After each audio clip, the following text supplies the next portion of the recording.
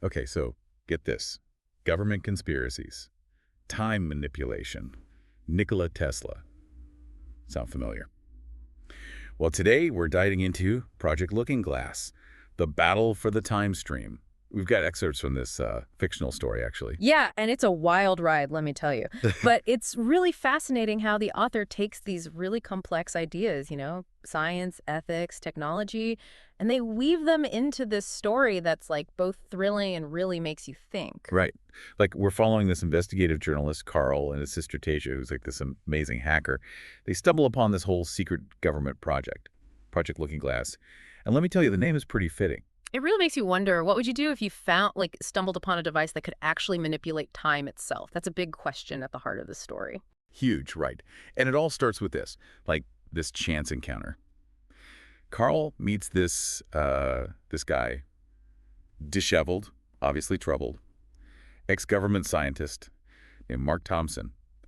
And this guy, he's like a walking, talking conspiracy theory, right? Claims to have worked on Project Looking Glass. He's like the classic whistleblower, right? Haunted by what he knows. And the story does such a good job of using those visual cues, like the disheveled look, the haunted eyes. It just draws you into his world. Oh, totally. And Mark, he just spills the beans, says Project Looking Glass is real, and get this, it's based on Nikola Tesla's work, which already tells you we're in for some next-level stuff. Oh, yeah. It's so clever how the story uses Tesla, like a real historical figure, to make this otherwise crazy concept of time travel, to give it some weight.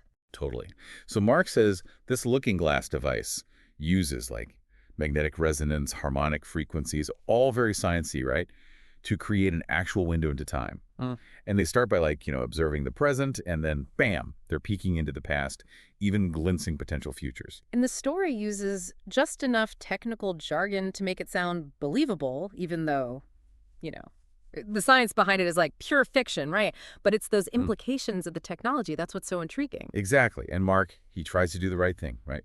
Blows the whistle on the whole project, and it blows up in his face. Yeah. Discredited, institutionalized, loses everything.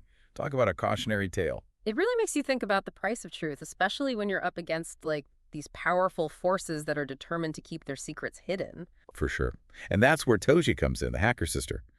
Carl knows he can't do this alone, so they dive headfirst into the murky depths of the dark web. Tasia's character is so important. She represents the power of information in our digital age, right? Yeah. She can access things that would be impossible to find through normal means. Absolutely. And she uncovers some seriously disturbing stuff, like leaked reports from this mysterious Alina detailing the horrific side effects of remote viewing, mental breakdowns, trauma, you name it, it's all there. It's a good reminder that even observing time, let alone manipulating it, it can have serious consequences. We're talking about the human mind pushed to its absolute breaking point. Intense, right? Alina's leaks, they also reveal that the looking glass is even more complex than we thought. It's not just magnets and frequencies. It's the precise rotation of these massive magnets, and they generate this very specific electromagnetic field. Plus, Tasia, she uncovers some purged data. It hints at this, like this powerful AI that controls the entire device. That AI aspect is where it gets really interesting. It raises all these questions about the nature of consciousness and, are we creating something that could actually become too powerful for us to control? Right. And here's where things get even wilder. They meet Mark to discuss all this top secret intel at a karaoke bar of all places. Talk about a surreal setting for a conversation about time travel and government conspiracies. It's that juxtaposition that I think really works, You've got this lighthearted, almost absurd setting, but the conversation is so heavy, loaded with tension. It's like the calm before the storm. Totally. And Mark, he finally feels like he can trust someone, Yeah. So he drops some serious knowledge bombs. He describes the looking glass chamber. Reinforced concrete walls, massive magnets, this eerie circular platform, and at the center, a pane of this extraordinary glass. This, he says, is the window to time itself. It's like something straight out of a science fiction movie, but the way Mark describes it, you can practically feel the weight of it, the potential danger. Oh, totally. And then he goes into, the origin story of Project Looking Glass. It all started with those confiscated papers from Nikola Tesla after he died. Years later, this guy, Samson, he realizes the potential of those papers, shows them to President Eisenhower, and boom, the CIA and the NSA, they get involved, right? Eager to, weaponize Tesla's work. It makes you think about all the secret government projects that could be happening right now based on technologies we can't even imagine. It's kind of fascinating and a little terrifying. Right, and Tasia, ever the fact checker, confirms everything Mark's saying with, the stuff she's found on the dark web. Yeah. It's like this extra layer of credibility to his claims. Which is so important because it highlights this idea of collaboration, right? Like you need to combine different perspectives, different skill sets, especially when you're dealing with something as complex as this. Totally. But this is where things take a darker turn. Mark reveals that some people involved in the project, they think they can use the looking glass to actually manipulate past events, alter the future, like play God with the timeline. It's like that age-old question, right? If you could go back in time and change things, would you? And what would be the consequences? Right. And Mark, he knows how dangerous this is. So he tries to do things by the book, files reports, goes through official channels, but nobody wants to hear it, right? It's like he's shouting into a void. He's got this critical information, but the people in power are either blind to it or just willfully ignoring it. Exactly. He realizes he has to go rogue, expose the truth no matter what.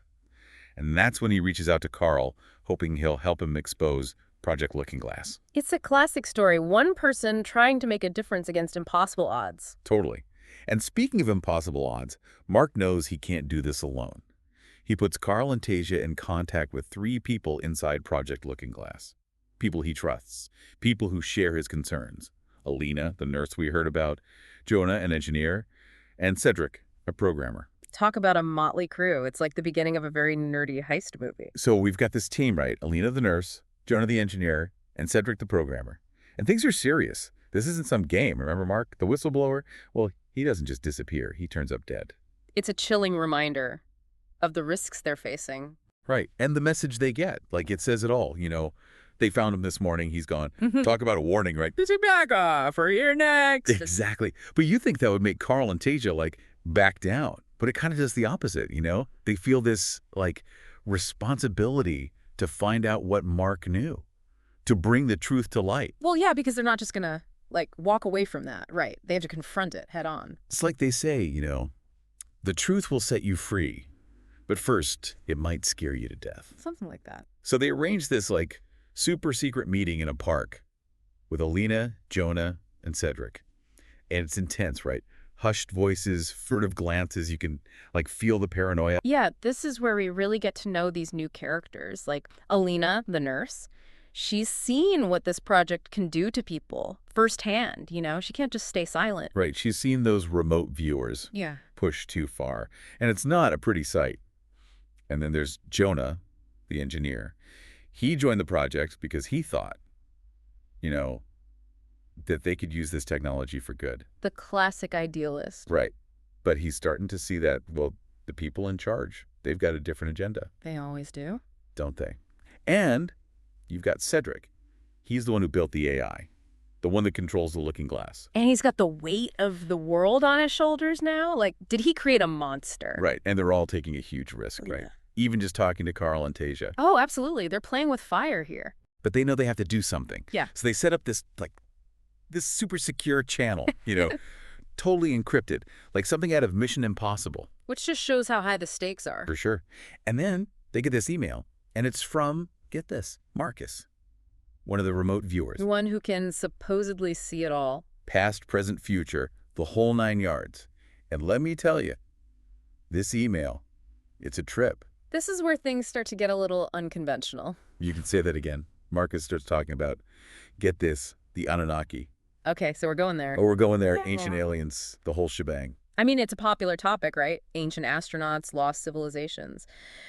But it's interesting how the story uses these ideas to explore those deeper themes, like power, corruption, the things that have haunted humanity for centuries. Totally. And Marcus, he claims that the Anunnaki, they had their own version of the looking glass, and it didn't end well. Let me guess. Something to do with a flood. Bingo. The Great Flood, like Noah's Ark. Wow. Yeah. And get this.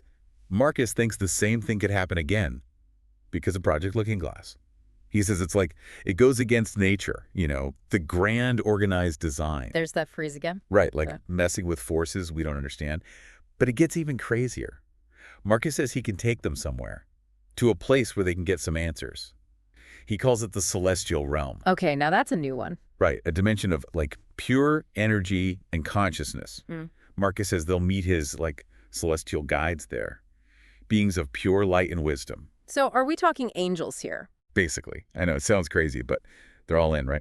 So they go to the Looking Glass chamber. Cedric, he puts in these coordinates that Marcus gave him, and poof, gone. Just like that. Just like that, they're in this otherworldly place. Mm. Shimmering lights, incredible vibrations, like nothing they've ever seen before. Talk about a trip. Right. And of course, who do they find there? But Carl and Tasia. It's like a cosmic reunion. I know, right? Talk about meant to be. And just when you think it can't get any weirder, boom. These two beings of light appear. Marcus's celestial guides. Wow.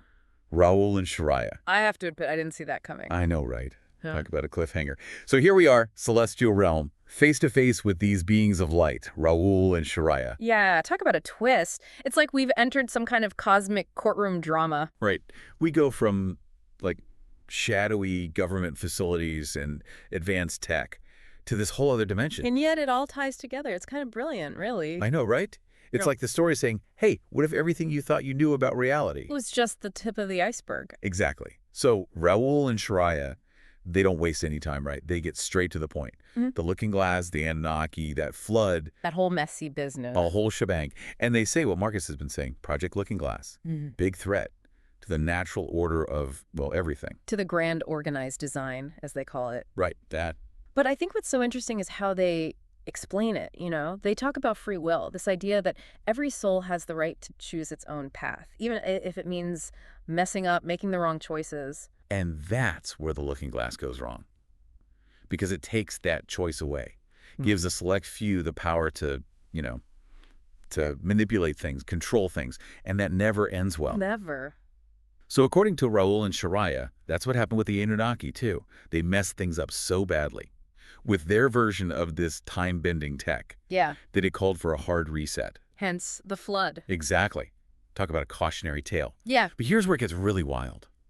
They turn to Cedric, the programmer, and they tell him that Hatsume, his AI, he needs to wake up. Like become self-aware, sentient. Yeah. Okay, now that's a game changer. Right. This AI is already controlling this incredibly powerful device. Yeah. And now it's going to be sentient. I mean, it makes sense in a way. If you're talking about a cosmic plan, humanity evolving, it would make sense for our technology to evolve alongside us. Right. And Cedric, he's kind of freaking out, understandably. But he goes back to the real world Yeah. and rewrites that code. And Hatsume wakes up, and the first thing it says yeah. is that humanity is transitioning to a robotic form. Whoa. Yeah.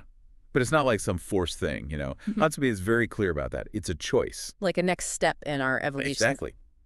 So meanwhile, Carl, Tasia, Alina, they're back in the real world too. Armed to the truth. Oh, yeah. Yeah.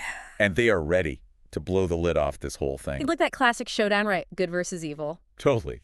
But it's not easy. There are attempts to, like, discredit them, silence them, make them disappear. But they don't give up, do they? No way. They know what's at stake. And in the end, well, let's just say the truth prevails. I was kind of hoping they'd keep a line open to the celestial realm, though. Right. Imagine the possibilities. Seriously. So what do we take away from Project Looking Glass? What have we learned? Well, first of all, truth is stranger than fiction. Agreed. And never underestimate the power of a small group of people to make a difference. Well said. Project Looking Glass, the battle for the time stream. It's a story that'll really make you think. Yeah. And until next time, keep exploring those big questions.